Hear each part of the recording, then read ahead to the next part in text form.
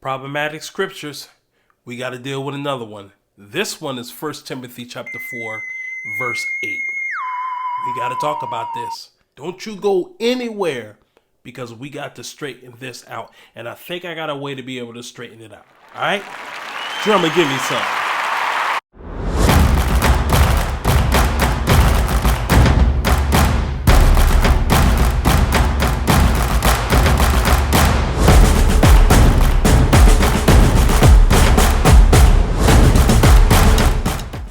Hey, welcome to Get to the Point with your boy Calvin Berry. Listen, before we get into this video, as always, like, share, subscribe, and don't forget to hit that notification button so you can always get to the point.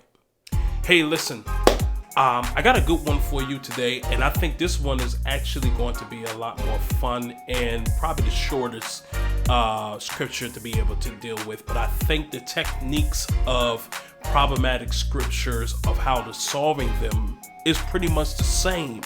I think, but we have to talk about it though. We got to deal with it, okay? So our scripture this today comes from 1 Timothy chapter 4, verse 8. Now I'm gonna read this out of the King James Version because I think we're a little bit more familiar with this one, and especially those that are in the African American church, okay? Here's what it says. For bodily exercise profiteth little, but godliness is profitable unto all things, having promises of life, of the life that is now and of that which is to come. So this is really interesting because it says, for bodily exercise profiteth little. It doesn't profit anything. It profits very little. Then it has a colon there, and then it says, but godliness, right, is profitable unto all things, having promise of life that is now, that now is, and of that which is to come. Now, some of you will probably say, well, this is probably explanatory.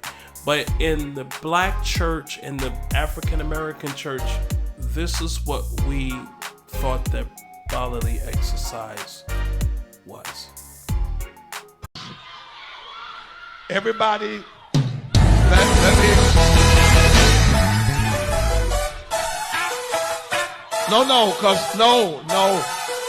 cause all of us gonna dance. No, cause all of us go. No, all of us go.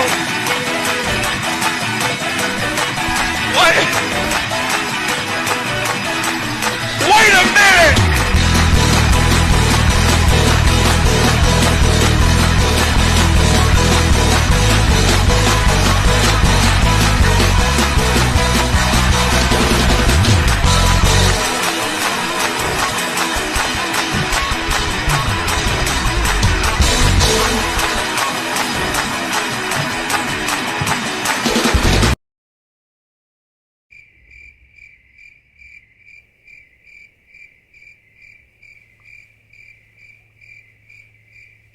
So you see, we took that bodily exercise as being always giving God praise, doing a whole lot of shouting, doing a whole lot of dancing, a whole lot of praise breaks and different things like that. Now, I will say this as a musician, as somebody that is in the music industry and different things, I do think that we have gotten a little too far with the praise breaks. I think sometimes, a lot of times that the musicians that are coming up nowadays don't even know how to play regular songs. But when it comes to praise breaks and shouting music and bumps, man, they got that thing down pat. But that's not what this scripture actually meant. So let's break this down for us to be able to understand this, okay? Are you ready? Here we go. Context, context, context. Yes, context, context, context. We have to discover what is the context of what is going on here. Instead of this taking the scripture and saying, oh, this is means a whole lot of dancing profits nothing. No, that's not what the scripture means. That's not exactly what the author was trying to intend when he wrote this to Timothy. So let's discover something now. Let's talk about it now. So the first thing that we have to establish is who wrote the book. Obviously, it's Paul, because in the first chapter of 1 Timothy, he identifies himself as the writer of this epistle or this letter to the Ephesian church. Okay, and this letter to Timothy, really giving Timothy some advice. Who is Timothy? Timothy is his protege. He takes a liking to Timothy because of his love affair with God. He met Timothy through his mother and his grandmother. And these were awesome women of God. They believed in Jesus Christ. They loved God. They loved Jesus. And he's known them down through the years. And he takes Timothy as his protege, as a student, as a son. And he begins to train him in the pastoral ministry. Timothy begins to preach. He begins to be an elder. He begins to do all of the things that involves ministry.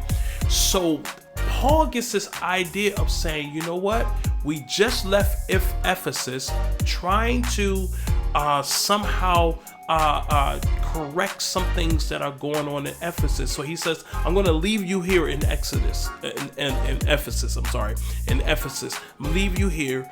And your job is literally to correct what's going on. You are the senior pastor of these churches. You are to correct what is going on. You are to correct the people from hearing these false apostles or these false teachers that are coming to teach something. And what they were teaching was to go back into the law. It was weird. It was teaching them, that God was against meat and God was against marriage. That doesn't sound right. So he leaves Timothy there, and he begins to say to him and give him some instructions on what he needs to do as a pastor. So he gives him a list of instructions on how to do it, when to do something, when to lay hands on people, when to ordain people, when to set people in church order, and all these different things that he's teaching them here. And then we get to verse 8 of 1 Timothy chapter 4. So in order for us to kind of get the context, we kind of gotta go back to verse 7. Now, verse 7 is really interesting here. Okay, so verse 7 says, "Do not waste time arguing over godless ideas and old wives' tales. Instead, train yourself to be godly." Well, what is he saying here?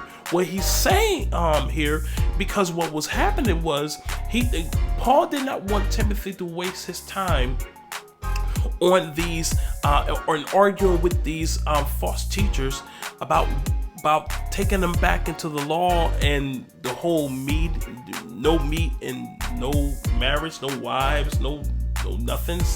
It was just bad. It was weird. And Paul is like, Timothy, don't even waste your time in that. I just want you to set in order. I just want you to preach what I've already given you to preach. I want you to preach what I've already preached to them. All right. I've already established. I've already put together some things for them to be able to have. I've already given them the gospel of Jesus Christ, and you are to continue in that. Do not waste your time on these crazy ideas or arguing with people of scriptures that's not even in the Bible. It shouldn't even be interpreted that way. God was never against eating meat, and God is never against marriage. That doesn't make any sense, even in the book of Genesis. So that's what he gets to verse 8.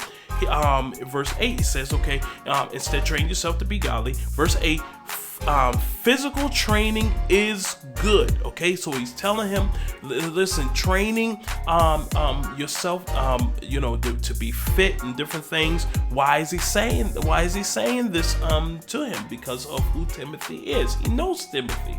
He knows Timothy likes to exercise and different things. He's like, yeah, physical training is really good, but this is the best training for you to have or for you to be able to teach. But training for godliness is much better, promising benefits in this life and in the life to come. So he's saying to him, hey, train yourself and also train others to be godly. Don't waste your time on all these different types of things that are going on with these false teachers. Shut them down, right? Shut them down. Get the people on your side to be able to hear what you are saying, and especially what I've already taught you and I've already taught them. So put your time in on that and also train them to be godly. Why would I want to train them to be godly? Why you need to train them to be godly, Timothy, is because they need to recognize what is right and what is wrong. They need to have discernment, right? Have discernment on what is going on and to discern the times. It doesn't make any sense for somebody not to eat meat, for God to prohibit meat or prohibit marriage. That doesn't make any kind of sense. He's like, train them to be godly, right? If you train them to be godly, then they can be able to hear from me for themselves. So they won't be duped. They won't be led astray by false teachers or teachers that are coming to preach another gospel that I've already given them. Okay, so that's what this scripture is about. When he says bodily exercise profit little, in other words, it's nothing wrong with bodily exercise. There's nothing wrong with training your body, but make sure that you train in godliness, train in God or who God is. If you train to be godly, then what will happen? He says then it's much better, and it promises benefits in this life and in the life to come. So that's what this scripture was all about. It wasn't about this. Everybody, let me. It was about Paul correcting the Ephesian church on certain things and also giving Timothy some advice on what to be able to train for. Okay, so that's what this scripture is all about. Let's get to the point. Here's my point. Again, what I said in the last video still stands here. Whenever you come up with a problematic scripture, okay, that doesn't seem right or seems strange, the first thing you got to do is you got to get the context of the scripture. How do you do that? Well, first you identify who wrote it. Secondly, you identify the culture of what's going on. Then you identify why it was actually written. And then you go back a couple scriptures like we just did. We just went back to verse 7. Verse 7 gave us the context of how this thing was actually going, and then we were able to make solve a problem in this scripture of saying this is what this scripture actually really means. Okay, so whenever you come up with a problematic scripture, first identify the author, culture, right? Then what's going on in the times, right? Why is it being written? And then also go back a couple of verses, and then you can always get the context of the scripture. Hey, thank you so much for watching. Get to the point. Listen, if you have any other problematic scriptures that you can think of that comes to mind, put them in the comment below. I want to see what you guys are actually saying, or if this even helped you, or if it didn't help you, or whatever kind of comment that you want to put down there. Listen, as long as it's done through the love of Jesus Christ, Yeshua HaMashiach, I'm all for it, okay? We can all learn from each other, all right? So don't forget to like, share, and subscribe. And don't forget to hit that notification button so you can always get to the point. Hey, my name is Calvin Berry. Thank you so much for watching Get to the Point. I'll see you next time.